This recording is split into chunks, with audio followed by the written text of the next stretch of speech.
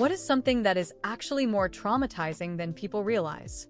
I said, I love you, to my boyfriend like I normally do, and he didn't say a word back to me.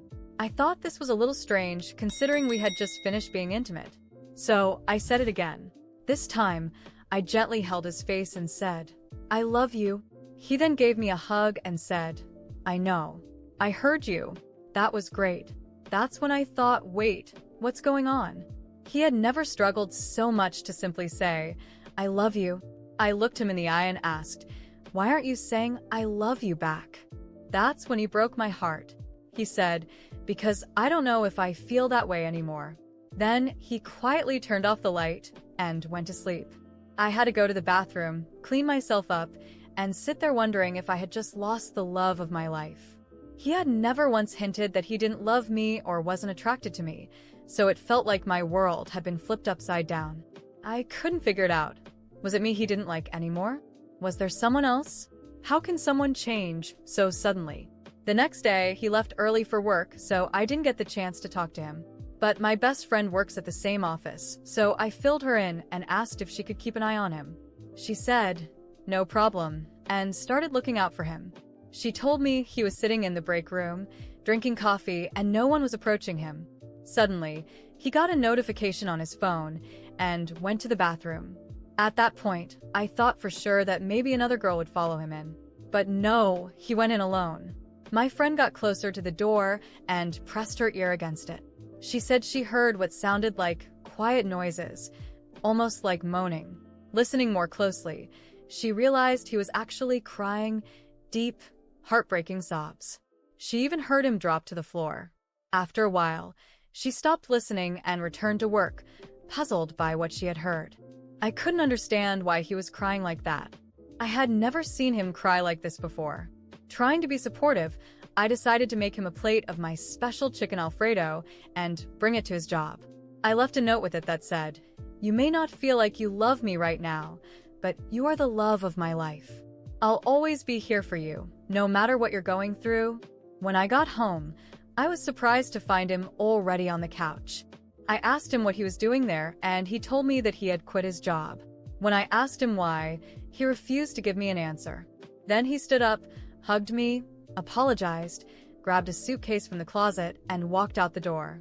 I screamed, asking where he was going, but he wouldn't tell me. He just took his keys, got in his car, and drove away. That was the last time I saw him. It's been over a year since that day. When he left, I felt paralyzed. I couldn't comprehend how someone could change so drastically in just a few days. I had already shared with him my fear of abandonment, how my father had walked out on me when I was a child, and now my boyfriend had become the very thing I feared most. Every day, I cried on the phone to my best friend, asking why he left. She promised to help me find out the truth, but also encouraged me to take care of myself. She got me to start going to the gym with her and made sure I got out of bed, even if it was just to walk on the treadmill for a little while. I kept going every day, but I wasn't losing much weight, so my friend suggested I try some appetite control pills to help with my cravings and regulate my progress. With the exercise and the pills, I started to feel more confident, but even with all of that, I still felt deeply alone. My boyfriend had left without any warning, so I decided it was time to try moving on. I posted some pictures on Instagram, showing off my new body, since I was now in the best shape I had ever been. It didn't take long for someone to comment, "Hey, long time no see. All men are the same."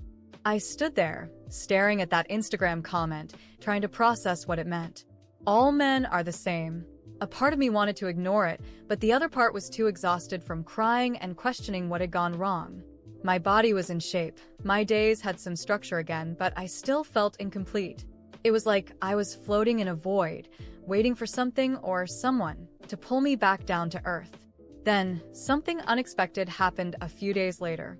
An old friend from college reached out to me via DM. "Hey, long time no see. How are you?" I hesitated for a moment, but, curious and desperate for some normalcy, I replied. We exchanged a few messages, and soon enough, he asked me out. No beating around the bush. "Want to have dinner with me this weekend?" I felt surprised, but also relieved. Finally, a date. A chance to move forward and leave that weight behind. The thought of dressing up, being wanted, and spending time with someone who seemed genuinely interested in me felt like the missing piece in my recovery. I agreed immediately, and we set a date for the weekend. At that moment, I felt an overwhelming urge to share the news. My best friend had been my rock throughout everything, so it made perfect sense to tell her first.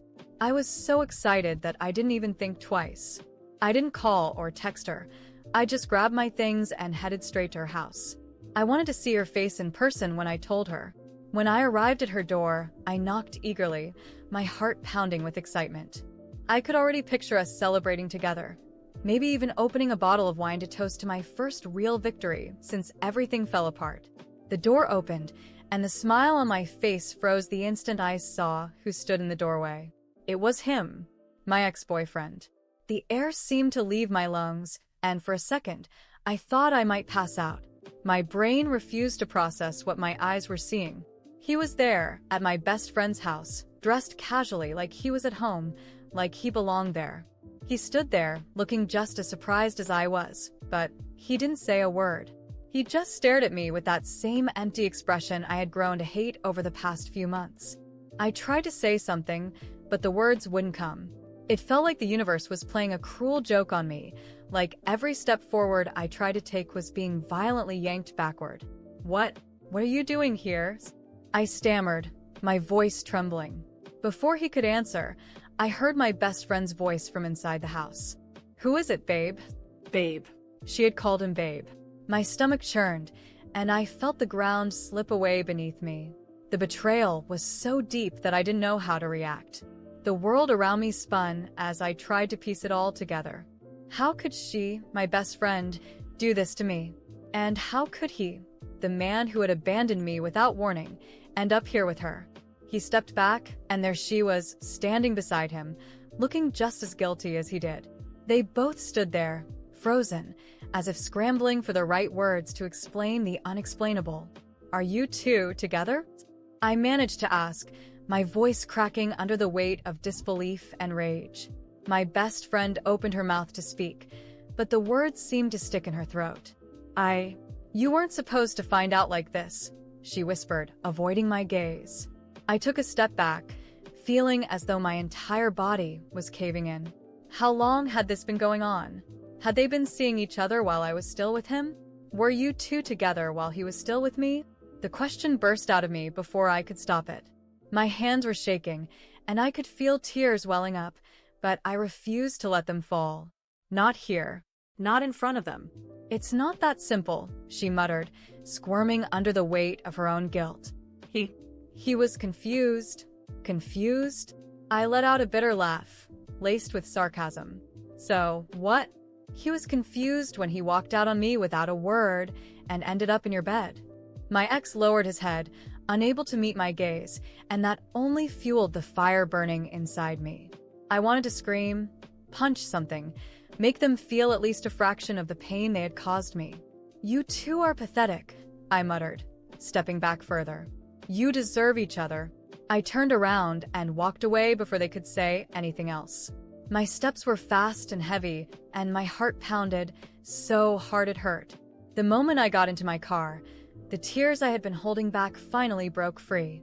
I sobbed uncontrollably, feeling betrayed, shattered, and more alone than ever. I drove aimlessly for what felt like hours, trying to calm the storm of emotions raging inside me. How could they do this to me? The two people I trusted most had stabbed me in the back in a way I never thought possible.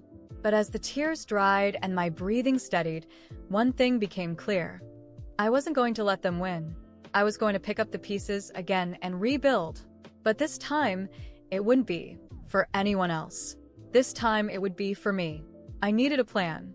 In the following days, my pain slowly morphed into pure anger. I couldn't let their betrayal go unpunished. My best friend, the person I trusted the most, and my ex-boyfriend, who had abandoned me without a word, were together. They laughed behind my back, shattered what little trust one had left. But they wouldn't get away with it. They were going to pay. I spent hours thinking about how to act. Nothing impulsive or reckless. I wanted my revenge to be real, precise, and leave no trace of vulnerability. I needed to be meticulous. And so, I began planning, crafting every detail carefully. I decided to start with her. I knew my ex-best friend had some weak spots. She was obsessed with her image on social media, always trying to appear perfect, surrounded by friends, leading the ideal life. But I knew how fragile that image was. I began to plant subtle seeds of chaos. Using an anonymous account, I sent cryptic messages to some of her acquaintances, hinting that she was involved in something she shouldn't be. I quietly spread small rumors in her social circle. Nothing outrageous, just enough to raise suspicion. These whispers started out harmless, but over time, they began to snowball. Her social media comments became harsher, and even her workplace environment turned cold.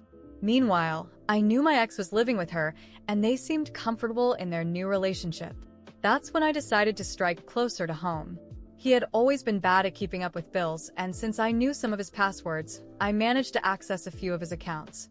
I subtly altered due dates, canceled essential subscriptions, and changed delivery addresses. Nothing illegal, just enough to create a small financial mess. By the time he noticed, it would be too late to fix things without penalties. This chaos unfolded over a few weeks. It was subtle but effective. They began arguing, tensions grew, and their relationship started to crack. The social pressure my former best friend was facing, combined with my ex's mounting financial issues, pushed them to the edge. I knew their relationship wouldn't survive, and I was right. Amidst all this, I suddenly remembered the one thing I had forgotten: the date I had planned with that college friend. He had been waiting for me, and I had completely stood him up. Guilt overwhelmed me. I grabbed my phone and quickly messaged him, apologizing profusely. I explained that something personal had come up, that I was embarrassed for not letting him know earlier, and that I never meant to hurt or ignore him. To my surprise, he responded kindly, "Don't worry, I understand. I'd still love to take you out. How about this weekend?" His understanding caught me off guard, and I immediately agreed.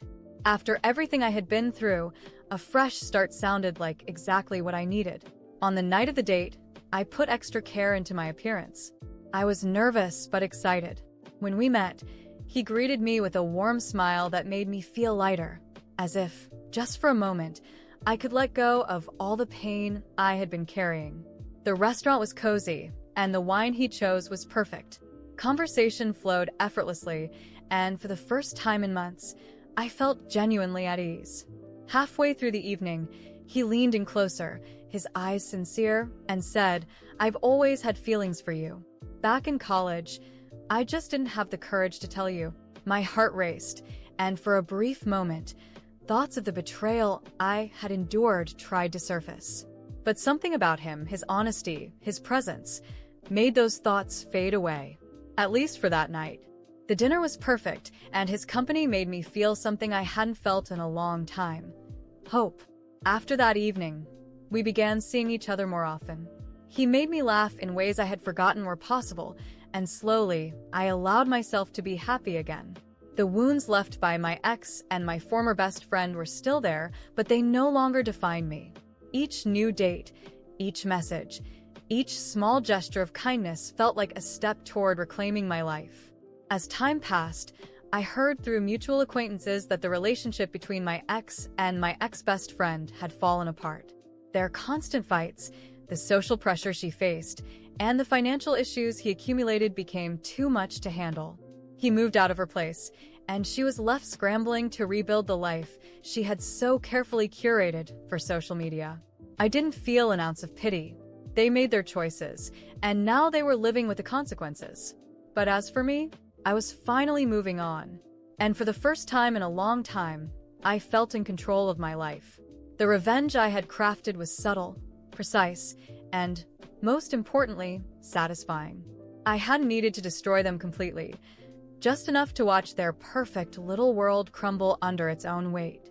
And now, with each passing day, I found myself more focused on the future. This new relationship was blooming, and for the first time in what felt like forever, I was no longer trapped by the past. I was free to live, to laugh, and maybe, just maybe, to love again. In the following days, I knew I couldn't let what happened stay just between the three of us. Their betrayal had cut too deeply, and even though I had begun to move on, they couldn't just get away with what they had done. This wasn't just about my pain. It was about making them realize that playing with someone's trust and emotions had consequences. I started planning the next step of my revenge. I knew that if the truth came out, both my ex-best friend and my ex-boyfriend would face serious consequences, socially and professionally. And that's exactly what I intended to happen. I would expose everything. I carefully gathered evidence. I went through old messages, photos, and screenshots of conversations, compiling everything that proved their betrayal. I also reached out to mutual friends, collecting indirect testimonies, people who had suspected something strange but didn't know the whole story. Every piece fit perfectly, and when I was ready to expose them, I knew it would leave no room for doubt. Using an anonymous social media account, I made a detailed post revealing the entire truth.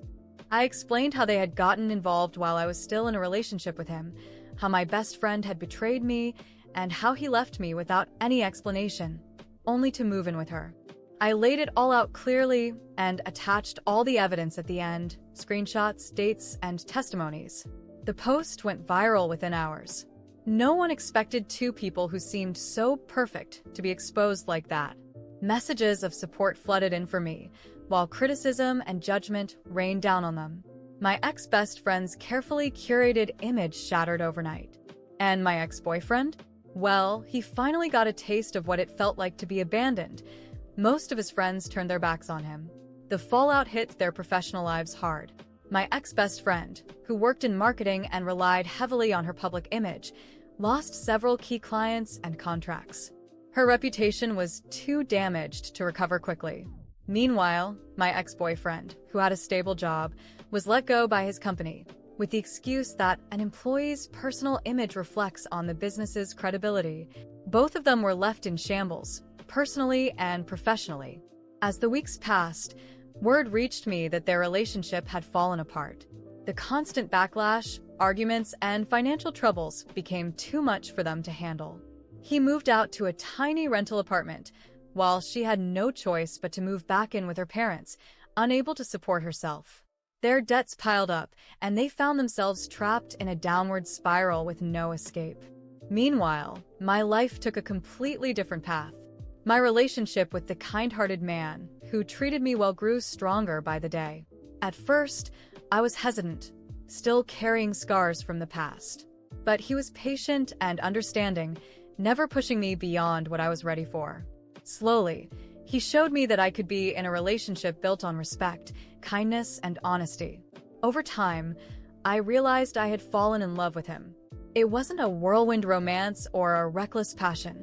It was something steady, built on trust and mutual care. He became my safe place, someone with whom I could be completely myself without fear of judgment or betrayal. We began making plans together, travel ideas, personal projects, and even discussions about moving in together one day. Today, we are happy and deeply connected. The peace I found by his side is something I never thought possible. Every smile, every kind gesture, every shared moment reminds me that moving forward was worth it. He helped me heal from the past, and I have finally let go of all the pain caused by my ex and former best friend. I no longer feel anger or the need for revenge. In fact, I pity them. They built their relationship on lies, and in the end, they paid the price for it. As for me, I learned to be strong, to trust myself, and most importantly, to never settle for less than I deserve. When I look back on everything that happened, I see it as a painful but necessary lesson. And the best part is that, in the end, I won. Not just because I exposed them or because they ended up drowning in debt, but because I found real happiness. And that, in itself, is the greatest victory I could have ever achieved.